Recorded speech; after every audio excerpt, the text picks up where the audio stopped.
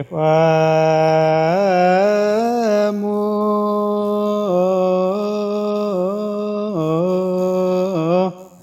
እግዚኦ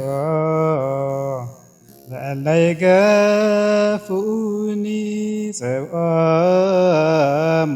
እግዚኦ ለእለ ይጸብኡኒ ገፋሙ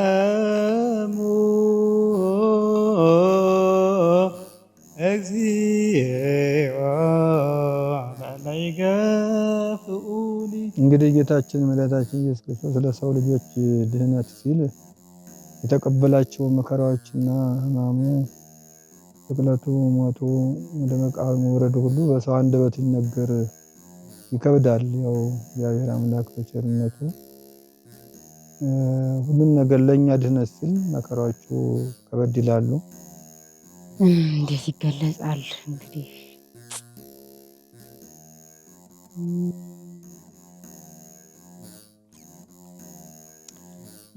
ግርፋቱማ እንግዲህ ከሰው ከህሊና በላይ ነው።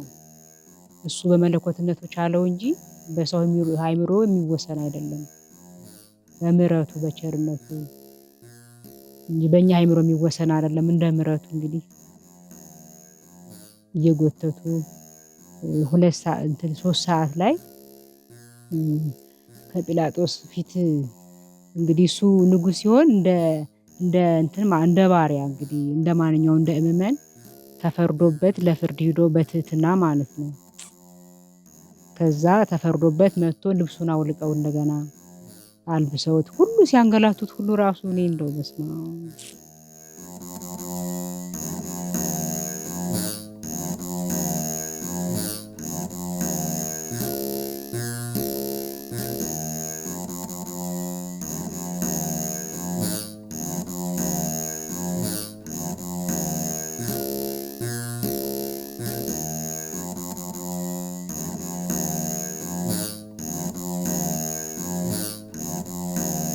ለሰው ልጅ ሲል ራሱን ዝቅ አድርጎ ራሱን አዋርዶ በትህትና ያው እስከ ቀራንዮ ያለውን መከራውን ስለኛ ሲል ተቀብሏል።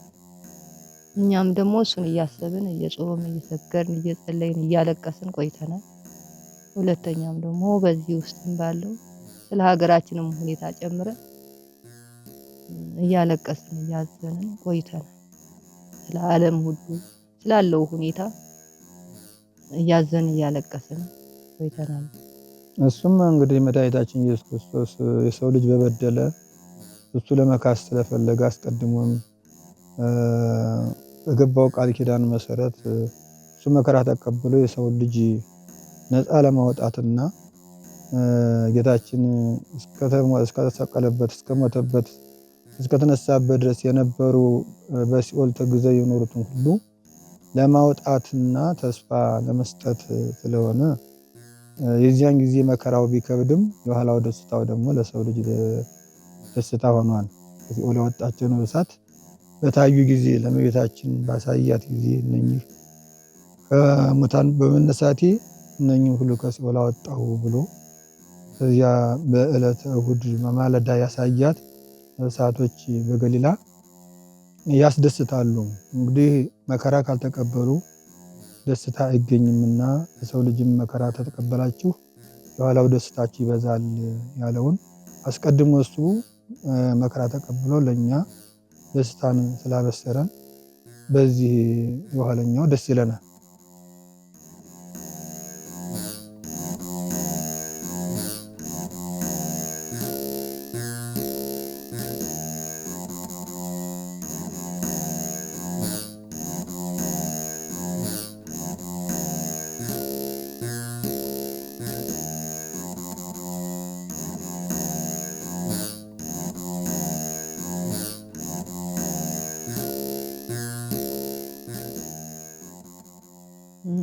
ብዙውን ጊዜ እመቤታችን መከራዋ ከስደቷ እስከ ቀራንዮ ድረስ ስለሆነ በጣም ይከብደኛል እሱን ለመግለጽ። መከራዋ እንግዲህ ከስደቷ ጀምሮ እስከ ቀራንዮ ድረስ ያለው በእግረ መስቀሉ ስር ሲገረፍ ሲወድቅ ሲነሳ ያየችው መከራ አይሁዶች ይዘው ሲያንገላቱት እና ይከብደኛል። በእኔ አንደበት የእሷን መከራ መግለጽ በጣም ነው የሚከብደኝ። ያው ከሁሉም በላይ እሱ የባህሪ አምላክ ነው። እሷ ግን በዚያን ሰዓት የገጠማት መከራና ሐዘኖች ሁሉ በሰው አንደበት ሲነገሩ በጣም ይከብዳል። ጌታችን መድኃኒታችን ኢየሱስ ክርስቶስ ወደ ቀራንዮ አደባባይ በተወሰደ ጊዜም ቤታችን አብራ አልሄደችም ነበርና በቤት እያለች እንደተያዘና ወደ ስቅላትም ወደ ግርፋትም እንደወሰዱት በሰማች ጊዜ በጣም ሐዘኗ እንደጸናባት ባየ ጊዜ ዮሐንስ ወልደ ነጎድጓድ እኔ ካንቺ ጋር አብሬሽ ሄጄ በቀራንዮ አደባባይ ልጅሽን እንደተሰቀለ ታይ ዘንድ እከተልሻለሁ ብሎ በሄደ ጊዜ ይህ በጣም ለአእምሮ ይከብዳል። በዚያን ሰዓት በቀራንዮ በደረሰች ጊዜ ከሕዝቡ ብዛትና ከአይሁድ ግፍ ስራቸው የተነሳ እመቤታችን በዚያን ሰዓት የተሰቀለበትን መስቀል ቀና ብላ ለማየት ከብዷት ነበርና ዮሐንስ ወልደ ነጎድጓድን የተሰቀለበትን ቦታ ላየው አልቻልኩም ባለችው ጊዜ ያለው ለኔ አእምሮ በጣም ይከብደኛል። በዚያን ሰዓት ወደ ላይ ቀና ብለሽ ተመልከቺ ታየዋለሽ ባላት ጊዜ ቀና ብላ ስትመለከት በአምስቱ ቅንዋት ተቸንክሮ የእነሱን ጭካኔና የእሱን ትሕትናና ትዕግስት ባደነቀች ጊዜ አእምሮዋን አታውቅም ነበርና የሚለውን ሰማሁና በተመለከትኩት ጊዜ በጣም ይከብዳል። በቀራንዮ እመቤታችን በጣም አዝናለች። ጌታችን መድኃኒታችን ኢየሱስ ክርስቶስም የእናቱን ሐዘንና ጭንቀት አይቶ እነሆ ልጅ ሁንሽ እናት አንቺም ልጅ ሁንሽ አንቺም እናት ሁኝ ብሎ ባረካከባቸው ጊዜ ወደ ቤቱ ሊወስዳት እመቤታችንን እመቤቴ ወደ ቤት እንሂድ ባላት ጊዜ እንግዲህ ልጅን አይቼ ልጥገበው ከዛሬ በስተቀር አላየውምና ተተኪ ወንድምና እህት የለውም ፈጥነህ አትለየኝ ብላ ባዘነችና ባለቀሰች ጊዜ በጣም ይከብዳል። አእምሮንም ሕሊናም ያናውጣልና እነኚህ ትንሽ ለእኔ አእምሮ ከበድ ይሉኛል። በእመቤታችንም ሆነ በክርስቶስ መከራ ከትህትናው ትህትናውን ከፍቅሩ ፍቅሩን እና ራሱን ዝቅ አድርጎ በትህትና መከራውን ተቀብሎ ስለኛ መሞቱን እና አንድነታችንን እንዳንለያይ በውስጣችን ተንኮል ክፋት እንዳይኖር በአንድነት በፍቅር እንድንኖር ያው የጌታችን መከራው ይገልጽልናል። አንድነታችንን፣ ፍቅሩን፣ ትህትናውን፣ ትዕግስቱን ሁሉ ይሄ ሁሉ በክርስቶስ መከራ ውስጥ ያለ ስለሆነ እኛም ደግሞ ከሚመጣብን ነገር ሁሉ ታግሰን በፍቅር በትህትና ያለው መጓዝ እንዳለብን የክርስቶስ መከራ ለኛ ይገልጽልናል ማለት ነው።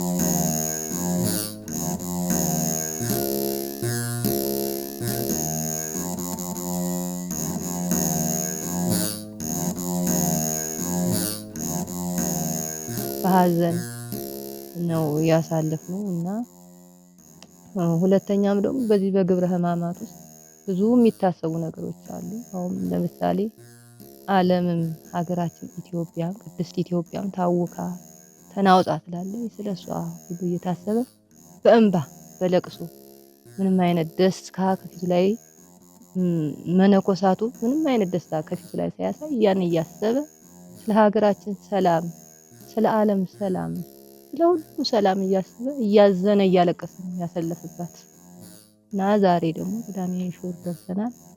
ያው ዛሬ ከነገ ጀምሮ እስከ እሁድ ሌሊት ድረስ ያው የ3 ቀን አክፍሎ አይበላም። ያው ወተንሳ እስከሚባል እስከዛ ድረስ በሀዘን ነው። ብዛት በአሁኑ ወቅት ያለው በሀገራችን መታወቅ በዓለም መታወቅ በመሪር ሀዘን ላይ ሆነን ያሳለፍነው እና ደስ ይላል። እስከዚህን ሰዓት ደርሰናል። እግዚአብሔር ይመስገን። ቀሪውንም ደግሞ ለእግዚአብሔር ሰጥተናል። ያለው ሁኔታ ይሄ ነው። እንግዲህ ሰው ልጅ ደካማ ነውና ጽናት የለንም እንጂ በዚህ ምድር በረሃብም በመጾምም በመስገድም መከራ በመቀበል ሰማዕትነትንም አግኝቶ ዋጋ የሚያሰጥ ማድረግ የሰው ልጅ ይገባው ነበረ። እሱ አስቀድሞ ስደቱንም መከራውንም ረሃቡንም ግርፋቱንም ስቅላቱንም በርኩስ አንደበታቸው ጥፋቱንም ሁሉ እስከ መቀበል ድረስ ያደረገው ሁሉ ለኛ ለማስተማር ነው፣ ትሕትና ለማሳየት ነው።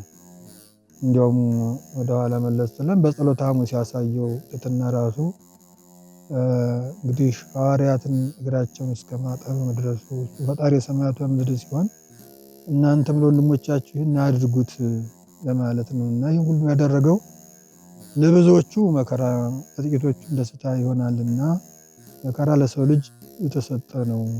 መከራ ካልተቀበሉ ጸጋ እግዚአብሔር አይገኝም በሚለው ይህንን ለማሳየት ነው። እንግዲህ እግዚአብሔር ያደላቸውና እግዚአብሔር የፈቀደላቸውን ሰማዕትነቱንም የጽድቅ ስራውንም በቤቱናም ቢሆን በሰማዕትነት እንዲሁም በተለያየ ሁኔታ እግዚአብሔርን ለመምሰል የታደሉ አሉ።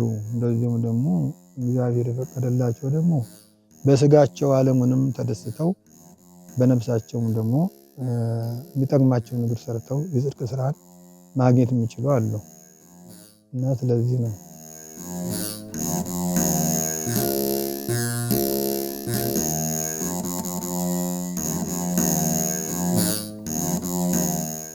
የሚያስቡት ያው ጌታችን መድኃኒታችን ኢየሱስ ክርስቶስ መከራውን፣ ግርፋቱን፣ ሲቃውን፣ መወጋቱን፣ ሾህ አክሊል መድፋቱን በቀራንዮ በመስቀል ላይ መዋሉን ይሄን ሁሉ መከራ የእመቤታችን የድንግል ማርያምንም ሀዘኗን ሰቆቃዋን እስከ መስቀሉ ድረስ ያለውን ሀዘኗን እሱን ሁሉ በማሰብ ነው ያሳለፍነው።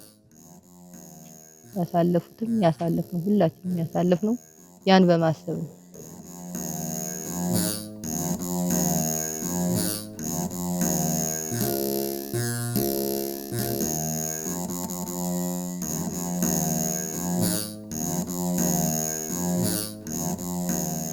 ሕጽበተ እግር ማለት እንግዲህ የኋላው ትውልድ በስራም ሆነ በተለያየ ሁኔታ ሲወጣ ሲወርድ ስለሚደክም ብሎ ለኛ ያስቀመጠልን ነው። ጌታችን መድኃኒታችን ኢየሱስ ክርስቶስ ሐዋርያው ቅዱስ ጴጥሮስን እግርህ ልጠብ ባለው ጊዜ አንተ እንዴት እኔን እግር ታጥባለህ ጌታዬ ስትሆን ያለው፣ አይ እኔ ዛሬማ እግራችሁን አጥባለሁ እኔ ያንተን እግር ካላጠብኩ ከኔ ክፍል የለም ባለው ጊዜ አይደለም እግሬን ካንተ ክፍል ከሌለኝማ መላ ሰውነቴንም እጠበኝ ብሏል። ምክንያቱም ይህ ስለ ትሕትና ስለሆነ ነው።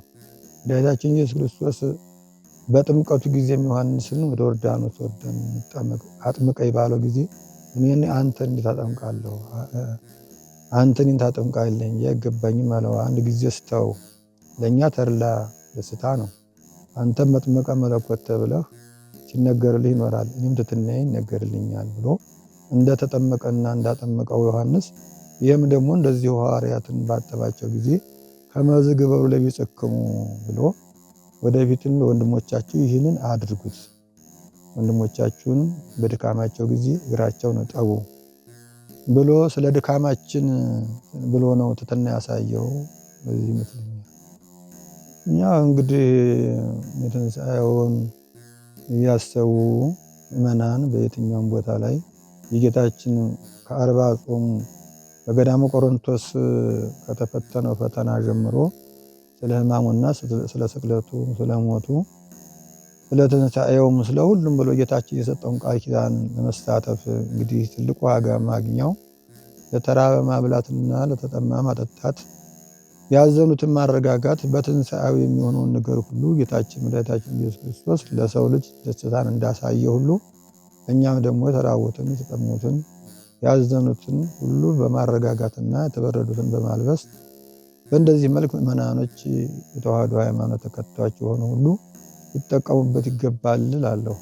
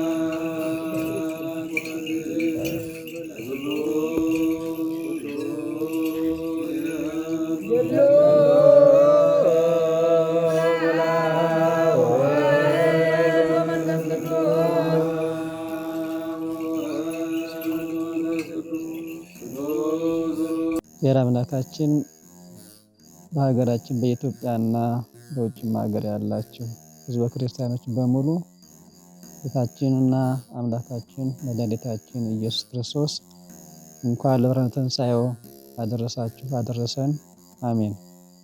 እግዚአብሔር አምላካችን ከሰራልን መንፈሳዊ ስራዎች ከዋለልን ውለታ ሁሉ እግዚአብሔር አምላክ ለእኛ የዋለው ውለታ የትንሣኤው ከፍተኛውን ድርሻ ይይዛል። እግዚአብሔር አምላክ አዳምን ከፈጠረው በኋላ ወደዚህ ዓለም መጥቶ ተወልዶ ያዳነበት ጥበቡ በጣም እጅግ ረቂቅ ነው። እኔ ትንሣኤውን ሳስብ በጣም ውስጤ ደስ የሚለውና በጣም የምረካበት አንዱና ዋነኛው ነገር እግዚአብሔር አምላክ አዳምን ፈጥሮት በገነት ካኖረው በኋላ ሕጉን አፍርሶ ዕፀ በለስን በልቶ ከገነት ከተሰደደ በኋላ የሚያዝነው ሐዘን ፍጻሜ ያገኘበት ስለሆነ አዳም አዝኖ አልቅሶ ተክዞ እድሜ ዘመኑን መላ ዘመኑን በሐዘን በስቃይ የኖረበት ዘመን አልበቃው ብሎ እንደገና ከሞተ በኋላ ወደ ሲኦል ወርዶ በዲያብሎስ መከራ እየተቀበለ በሲኦል በእሳት እየተቃጠለ ያዘነው ሐዘን ፍጻሜ ያገኘበትና መልስ የተገኘበት ስለሆነ በዚህ በጣም ደስ ይለኛል። የሰው ልጅ በዚህ ዓለም ላይ ሲኖር መከራ ይበዛበታል። የመከራውም ብዛት ደግሞ የሚመጣው ከሰይጣን በመነጨ ሐሳብ ነው። ሰው የሚፈተነው በእግዚአብሔር ፈቃድ አይደለም፣ በፍላጎቱ በሰይጣን ፈተና ነው። ስጋዊ ፍላጎት ሰውን ይፈትነዋል። ስጋዊ ፍላጎት ማግኘት ማጣት ናቸው። ገንዘብ፣ ሀብት፣ ንብረት፣ የስጋ አምሮት ሁሉ ፈተናዎች ናቸው እና እነኚህ ፈተናዎች ድል ለነሳ ደግሞ ዋጋ አለው ማለት ነው። ክርስትና ሕይወት ላይ ከባድ ፈተና አለበት። በዚህ ዓለም ላይ ለሰይጣን ከሚገዙ ሰዎች ላይ ፈተና የለባቸውም። ምክንያቱም ሕጉን ስርዓቱን አፍርሰው በእሱ ስለሚመሩ ማለት ነው። ክርስቲያኖች ግን ፈተና ይበዛባቸዋል። ዋጋቸው በሰማይ ስለሆነ፣ ዋጋቸው በላይ ስለሆነ፣ ዋጋቸው ሰማያዊ ስለሆነ፣ ዋጋቸው የማይጠፋ ስለሆነ፣ ዋጋቸው ለዘላለም የሚኖር ስለሆነ ማለት ነው። በዚህ ዓለም ላይ ደግሞ ኃጢአት ለሚሰሩ ሰዎች መከራ የለባቸውም። ዋጋቸው በዚህ ዓለም ስለሆነ፣ ዋጋቸው ኃላፊ ስለሆነ፣ ዋጋቸው ጠፊ ስለሆነ፣ ዋጋቸው ምድራዊ ስለሆነ ማለት ነው እና ክርስትና ሕይወት በራሱ የጽድቅና የክርስቶስ መገናኛ መንገድ ነው ማለት ነው። ጽድቅ ማለት ከምግባር ጋራ ከሃይማኖት ጋራ የሚተባበር ነው እና ስለዚህ ክርስትና ሕይወት ደግሞ በመከራ በፈተና የታጠረ ነው። ስለዚህ በክርስቶስ ስም መከራ መቀበል ሕማማተ ሰሙኑን እንደመቀበል ማለት ነው። ክርስቶስ ለእኛ ብሎ የተቀበለውን መከራ አርአያ፣ ቤዛ፣ ምሳሌ ነው። ሃይማኖታችሁን ካዱ ቢሏችሁ አትካዱ፣ ሃይማኖታችሁን ለውጡ ቢላችሁ አትለውጡ፣ በእኔ በስም ያምናችሁ መከራ ተቀበሉ፣ ቢያሳድዷችሁ ተሰደዱ፣ ቢገድሏችሁ ተገደሉ፣ ሙቱ፣ ሰማዕትነት ተቀበላችሁ እኔ ዋጋችሁን እከፍላችኋለሁ ነው።